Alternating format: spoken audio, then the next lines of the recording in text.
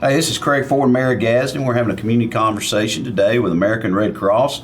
We have some exciting news coming up about a blood drive we're going to host here at the City Hall for the City of Gadsden. And I want to go around the room and let everybody introduce themselves and just tell us a little bit about yourself and where you're from. Absolutely. So my name is Dane Usry. I'm the district manager of the Alabama-Mississippi region of the Red Cross, and I'm from right here in Gadsden.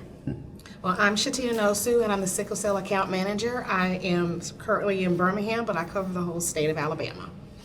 And I'm Andrea Butler, and I'm from Hartselle, Alabama, and I'm the donor recruitment representative for Gadsden.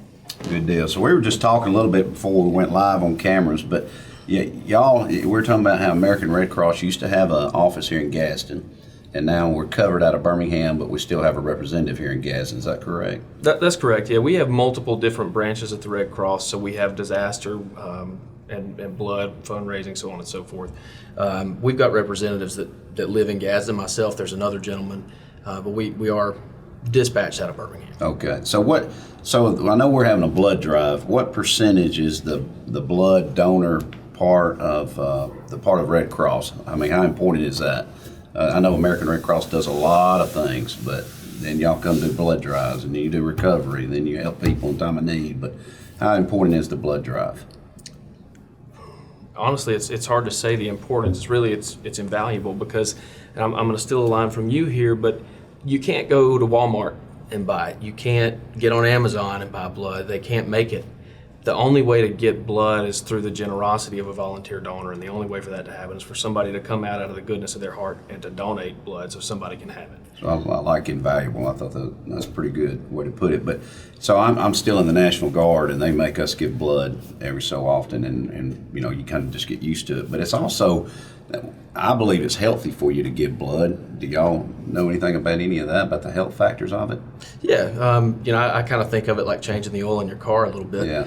But yeah, I've heard some statistics before, especially for men who tend to have higher iron. It can be beneficial in reducing that iron level. I don't know if I have higher iron, but I need to lose some blood probably. There we go. I'm looking forward to donating. So you tell us when the event is. Well, she's better can tell you. Oh, okay. All right. It's going to be on Friday, March 1st. It's going to Okay. be from 10 a.m. to 3 p.m., and it's going to be here in the City Hall lobby.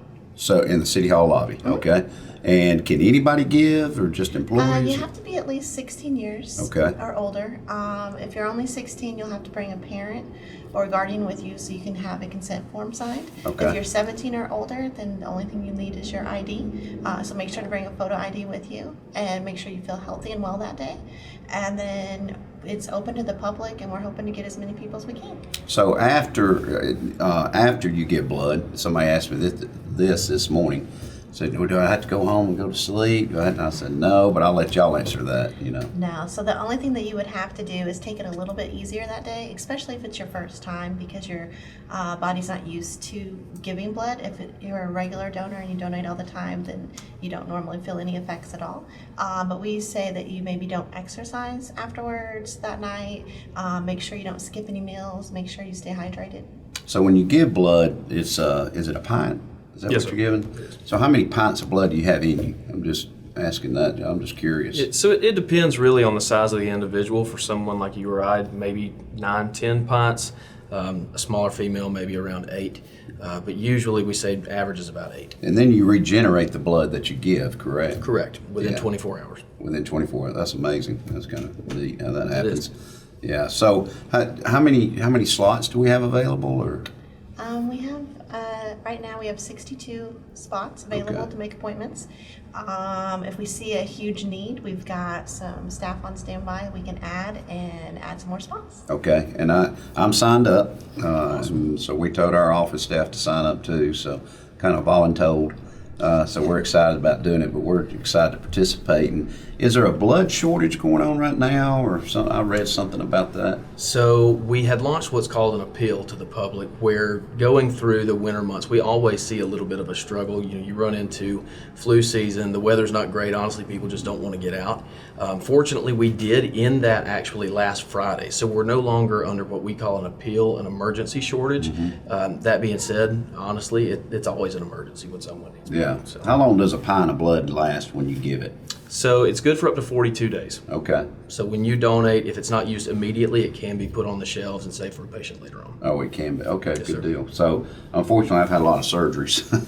I played sports in college and other places, but they always asked me before I had my surgery, are you willing to accept blood? And I always, absolutely, because I'd rather live than die. For sure. Yeah, so I'm excited about the blood drive, but we also, I was told that there's a problem with the blood for sickle cell. Isn't that what your specialty is that It you were is. saying? It Can you is. explain that to me? Well, sickle cell disease is a genetic blood disorder, and it mostly affects African Americans, but it also affects other minority groups. Hispanic, our population that's Mediterranean descent, and with that, it requires a patient with sickle cell disease to have a genetic match, which means that if I or my granddaughter who needs blood, who has sickle cell disease, she would need a perfect match from another person from the same racial makeup. So that doesn't mean like O positive. It means No, sickle cell match. It goes more deeper than that. Wow. More than past the O positive, O negative blood type. It goes into all the specific antigens in our blood that makes that match even more helpful to the patient. When we have a patient that does not get that match, then they may go into another crisis. Their body may reject it. That's why it's so important to get more a diversified donor base for patients with sickle cell disease. So we need all of our African American friends, Austin, please. All of our African American friends, all of our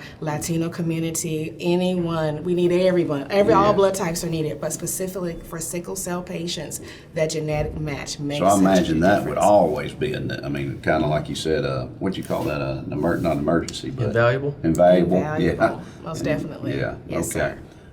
So at City Hall, what I've decided to do is give everybody 2 hours off if they give blood. So that encouraged a lot of people.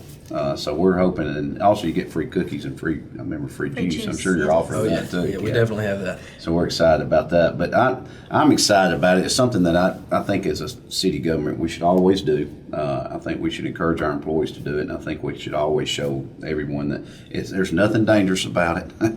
If you've given blood before or even had a surgery or had your blood checked at a physical, if you had a cold and you go to the doctor, they take blood from you, it's just a little longer is the way I tell people.